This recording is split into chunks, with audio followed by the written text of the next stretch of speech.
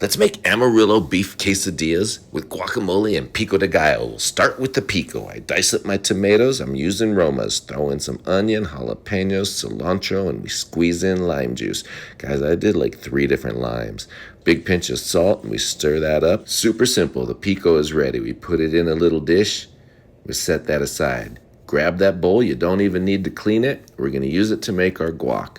Basically, open up some avocados, throw them in the bowl. Then when I make my guac, it's actually like making another pico de gallo. So the avocados are in there. I add my onions, tomatoes, jalapenos, cilantro, and my lime juice. Guys, I get out my potato masher, and I just start mashing this up. Once I get a good little grind on it, we're going to go ahead and season it with some salt. Big pinch, stir that in. That's ready. Next, we're going to need a little bit of crema.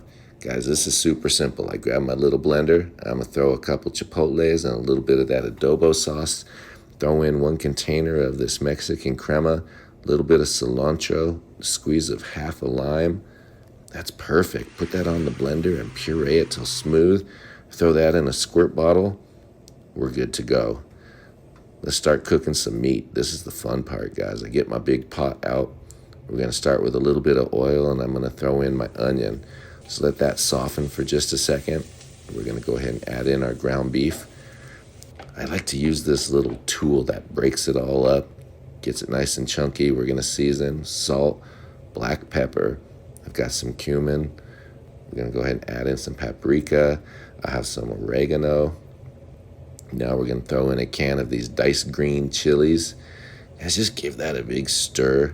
Let that simmer for about 15 minutes. Let me show you how we build this. Tortilla goes down on the grill. Load that thing up with some cheese.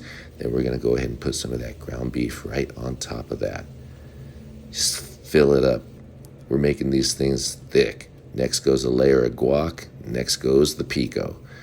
Let's go ahead and fold that thing closed. We're going to flip this thing back and forth, get it nice and crispy on both sides. Once our cheese is all melty, go ahead and just cut that thing in half. And look at that. Dinner is served. I'm going to finish this with some chips and a little bit of my Baja sauce. Man, what a treat. Thanks for watching. Cheers, everyone.